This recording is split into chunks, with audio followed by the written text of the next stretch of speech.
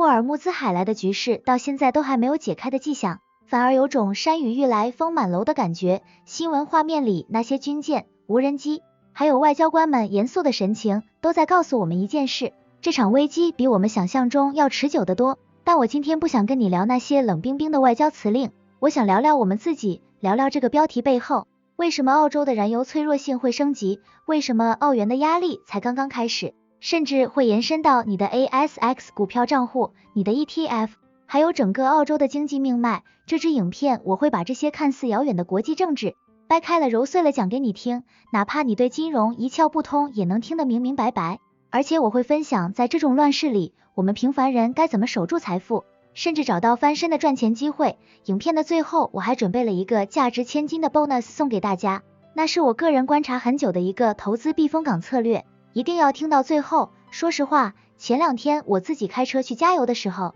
真的有一種很強烈的無力感。那天天氣陰沉沉的，我停在加油站的91號油泵前，看住那個數字跳動的比我的心跳還快，加滿那一箱油竟然要花掉我100多塊，換作是半年前，這簡直不敢想象。我排隊結賬的時候，前面站着一個穿着工作服的師傅，手裡拿着一瓶能量飲料，他看住收銀熒幕上的數字，苦笑着跟我对視了一眼。他說這日子沒法過了，跑一趟工地的油錢快趕上他半天的工資了。那一刻我心裡酸酸的，這種焦慮不是數字上的，而是那種對生活掌控權慢慢流失的焦慮。我們總覺得澳洲地大物博，什麼礦產都有，可偏偏在最關鍵的燃油上，我們像是一個長得很高大卻有着嚴重貧血的巨人。澳洲現在幾乎沒有幾座像樣的煉油廠了，我們每天開車需要的每一滴油，其實都要跨越半個地球從海外運過來。而霍爾木茲海來就是那個最窄的咽喉，全球1/5的原油都得從那過，現在那裡堵住了，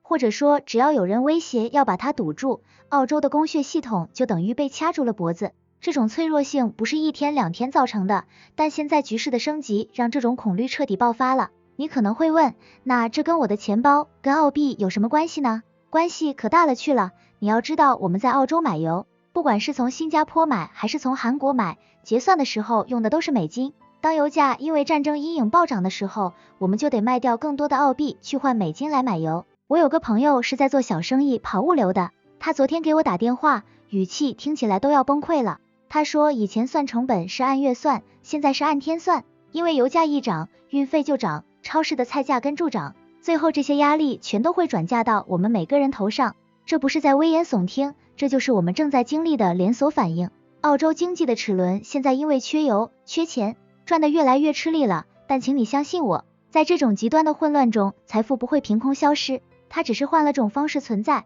我今天就是要帶住你一起去追蹤這些財富的去向，看看在 ASX 的盤面下，哪些能源股正在暗自發力，哪些 ETF 能成為你的救命稻草。我們不能只當那個在加油站嘆氣的人，我們要當那個能看透走勢、提前布局的人。這場危機對很多人來說是災難，但對能看懂局勢的人來說，卻是10年一遇的資產重組機會。當霍爾木茲海來出事，油價像火箭一樣衝破119美金的時候，我們澳洲這個國家就像是一個必須每天去超市買高價必需品的家庭，我們得拿更多的澳幣去市場上瘋狂換成美金，才能買到那一桶桶維持國家運轉的石油。這種巨大的賣壓就像一只無形的大手，死死地把澳幣往下按。這不僅僅是匯率表上的幾個數字，這關係到我們每個人的購買力。我前幾天在雪梨的一家老牌咖啡館遇到老闆娘，她平時是那種特別精明能幹的人，那天卻坐在櫃檯後面發愁。她指着剛送來的牛奶和咖啡豆單據跟我說，運費又漲了，因為貨車司機的油錢成本翻了倍，現在真的是進退兩難。漲價吧，大家因為房貸壓得喘不過氣，喝杯咖啡都要考慮半天；不漲吧，自己每賣一杯都在虧本。這種感覺就像是被關在一個越來越小的籠子裡，空氣越來越稀薄。這就是現在整個澳洲社會最真實的心理情感，一種對未來充滿不確定性的集體焦慮。很多人担心我们會進入所謂的滯脹，也就是物價瘋狂漲，但經濟卻不動了。澳洲央行現在也是焦頭爛額，他們看住快要衝向 4.6% 的利率，心裡肯定也在滴血。加息會讓我們的房貸壓力更大，不加息又壓不住這波因為油價引起的通膨。這已經不是純粹的經濟問題，而是上升到了政治影響的層面。你看特朗普最近在國際上大聲疾呼要組建多國艦隊去護航，這背後其實是全球權力的重新洗牌。澳洲在這個過程中顯得特別被動，我們太依賴這條脆弱的海上生命線了。這種不安全感正在改變很多人的投資觀點，大家不再單純追求所謂的環保或理想化目標，而是轉向了更現實的能源安全和生存韌性。這也是為什麼我一直強調，你不能只看眼前的那點油價，你要看懂這背後大資金的流向。這是一場關於資源、貨幣與生存空間的博弈。澳幣的壓力才剛開始，是因為這場局勢還沒看到真正的終點，而我們在這種夾縫中，唯一的出路就是學會利用金融工具去對沖掉這種生活的風險。當你在超市看住菜價搖頭的時候，如果你能從能源股的漲幅中賺回這份差價，你的心情自然會平復很多。接下來我會更深入地跟你們聊聊，在 ASX 這個充滿變數的盤子裡，我們到底該如何精準捕捉那些在混亂中反而更強壯的投資標的。既然我們已經看清了這場燃油危機背後那些讓人喘不過氣的社會壓力與貨幣困境，接下來我們就要進入最核心的部分，也就是在這種混亂局勢中，到底哪些板塊才具備真正的抗藥性，甚至能在恐懼中長出財富的果實。我常跟身邊投資的人說，當你看到加油站門口開始排長龍，大家都在為那每公升2塊多美金的油價發愁時，真正聰明的人已經在看 ASX 澳洲股市裡的資源分布圖了。這2天我盯着盤面，最耀眼的莫過於那幾家能源雙雄，像是 Woodside Energy WDS 和 Santos STO， 近期走勢明顯轉強，彷彿重新點火。他們不是靠投機性的泡沫支撐，而是實打實的基本面優勢。這些公司手裡握着的是實打實的油井和天然氣田。當國際原油價格因為霍爾木茲海來的封鎖威脅而衝破100甚至120美金大關時，這些公司賣出的每一桶油、每一立方公尺的氣，利潤空間都在被急速壓縮的市場中逆勢擴張。你要知道，像 Woodside 這種大型生產商，他們的開採成本是相對固定的，而售價卻是隨着國際局勢起飛。這中間的利潤差就是我們普通投資人的安全邊際。說到這裡，我想分享一個非常有意思的相關實例。我前幾天遇到一個在悉尼大型數據中心工作的專業人士，他跟我聊到一個大家平時很少注意到的點，那就是現在因為人工智慧 AI 技術的爆發式發展，各大科技巨頭都在澳洲瘋狂擴建數據中心，而這些冷冰冰的伺服器其實是極其耗電的吞電巨獸。這意味着像 WDS 這樣的能源巨頭，在2026年不僅僅是在賣油給我們這些車主，更是在賣算力的燃料給未來的科技心臟。這種跨行業的底層需求，讓能源股的未來增長點變得更加立體，不僅僅是戰火中的避風港，更是科技進步的能量基石。這種認知的提升能幫你抹平心裡的焦慮，讓你明白財富其實就在這些基礎資源的流動中。除此之外，大家一定要關注到化肥成本與食品價格的連鎖反應。天然氣漲價直接推高了尿素和化肥的生產成本。你現在在超市看到的高價蔬菜，背後其實就是能源價格在作怪。我認識的一位農場主甚至開玩笑說，他現在種的不是菜，是變相的固體天然氣。這就是為什麼我說投資一定要看大局。如果你能從能源板塊的收益中賺回生活開銷的溢價，那你就贏在了起點。我也建議大家關注全球能源 ETF， 像是 Fuel， 或是防禦性極強的實體黃金 ETF。這不僅僅是為了賺錢，更是在這種充滿火氣的年份裡，為自己和家人構築一道心理防禦牆。因為當你手裡握有那些哪怕世界再亂，大家也得用的資產時，你眼中的世界就不再是充滿恐懼的戰場，而是一個充滿機遇的博弈盤。這就是投資帶給我們最核心的力量，一種掌控自己生活的尊嚴與底氣。我們不要只盯住眼前的戰火，要看到戰火背後整個社會為了安全和發展會在哪裡砸錢，這才是真正長遠且深刻的投資眼光。當你學會了這種思維模式，你就會發現所謂的危機，其實只是財富在換一種方式向你招手。如果我們把眼光從冰冷的熒幕數據上移開，轉向更深層的社會現實，你會發現2026年真的是一個考驗每個人生存韌性的年份。從年初開始，這場因為中東局勢引發的連鎖反應就燒得全世界都坐立難安。不管是紅海和霍爾木茲海來那邊的戰火，還是我們金融市場裡那種焦慮的情緒，其實都在印證一個純粹的經濟学道理，那就是在極端不確定性的環境下，誰掌握了底層資源，誰就掌握了定價權。我常說，投資不僅僅是看 K 線圖，更是一種对現實環境和宏觀數据的精準解讀。前陣子我特地飛了一趟澳洲去做實地考察，親身去感受那邊的商業環境和實體經濟的真實溫度。我發現不管是走在墨爾本還是雪梨的街頭，雖然表面上看起來大家還在正常生活，但那種對未來通膨的恐懼是寫在很多生意人臉上的。現在特朗普在國際舞台上高喊着要組建多國聯合艦隊去護航，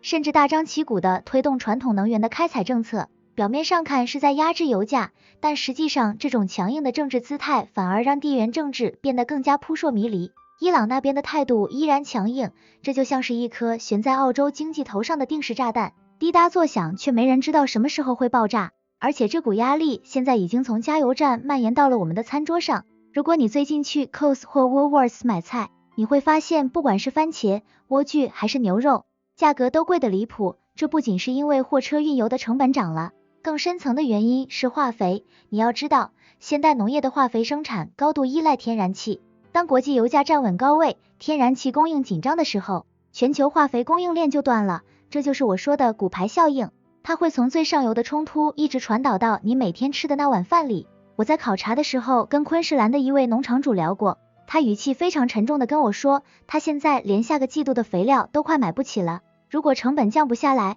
他只能減少耕種面積。這意味着未來的食物價格可能比現在看到的還要可怕。這種心理上的震撼，有時候比股價跌個幾千點還讓人難受。但在這種時刻，我們做投資的最忌諱的就是亂了陣腳。如果你觀察過以往的金融危機，你會發現，真正的財富大轉移往往發生在大家都覺得最恐慌的時刻。現在大盤指數雖然來回震盪，看起來人心惶惶，但如果你仔細去看，能源板塊和一些跟實體資源掛鈎的股票其實是在混亂中逆生長。我平時非常看重數據的準確性和及時性，因為只有數據不會騙人。大資金現在非常清醒，他們不相信漂亮的科技大餅，他們只相信能燒出熱量、能發出電的東西。這也是我為什麼一直強調要關注黃金和白銀的原因。白銀最近的表現其實非常有意思，它既有避險屬性，又是工業必需品，特別是在全球推動能源獨立或新基建的背景下，白銀是不可或缺的導電原料。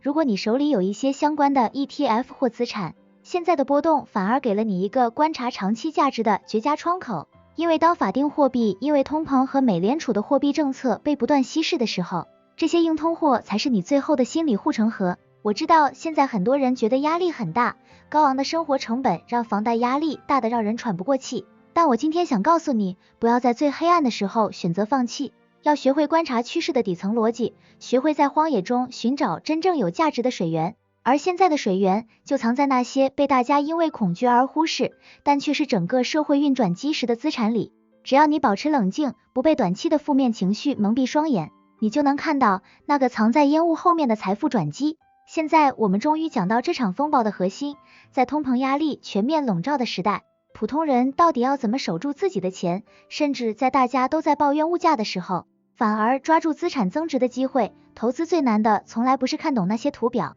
而是看懂市場的情緒和底層邏輯。我在市場10幾年，經歷過無數次震盪後，得到一個最樸素卻最重要的結論：當所有人因為恐慌而拋售時，真正的機會往往就藏在恐懼的背面。現在的燃油危機和匯率壓力確實讓每個人去超市、加油站時都覺得心很累，但這往往就是財富重新洗牌的前奏。我前陣子飛去澳洲實地走了一圈，從街邊小店到大型商場，大家對未來購買力下降的焦慮完全藏不住，每個人都在精打細算。這其實已經在提醒我們，依賴本地消費的零售板塊接下來會面臨更大的逆風。所以如果你的投資組合裡還塞滿這類股票，真的需要冷靜重新審視，因為現在市場上的聰明資金就像受驚但極度敏銳的獵犬，只會往有實質利潤保護、硬資產支撐的地方鑽。這也引出了我今天一定要送給你的 bonus 策略，也是我自己一直在用，效果非常好的生活成本对冲模型。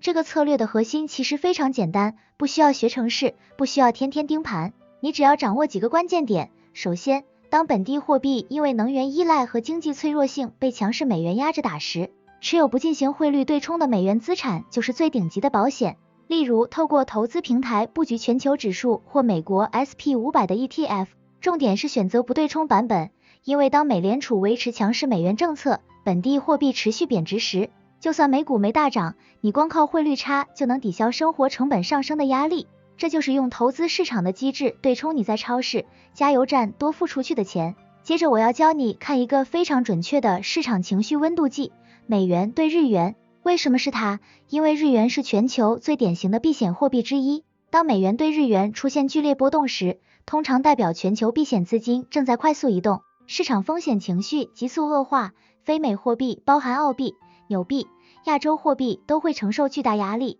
當你看到美元對日元快速上升，也就是美元強，日元急貶時，這往往意味着全球資金正在逃離風險資產，本地貨幣購買力可能進一步縮水，生活成本會被匯率推得更高。這時候你就要果斷提高美元資產比例，或增加黃金等硬通貨配置，這是一個把盤感量化成具體行動的實戰技巧。我就是靠着這些核心指標，在無數次市場波動中保住了自己的投資果實，也希望這套建立在真實數據與宏觀邏輯上的方法，能在這個充滿挑戰的2026年實實在在的幫到你，讓你不只守住家裡的米缸，更能讓財富穩步增長。說到這裡，除了剛才提到的能源股、ETF 和匯率對沖模型，其實我手裡還壓箱底存着一個極致防禦方案。這個方案專門針對那種如果局勢真的進一步惡化，油價衝破$150極端情況下的生存投資組合。這套組合包含了一些目前極度被市場低估，但具備強大物資調度能力的冷門標的。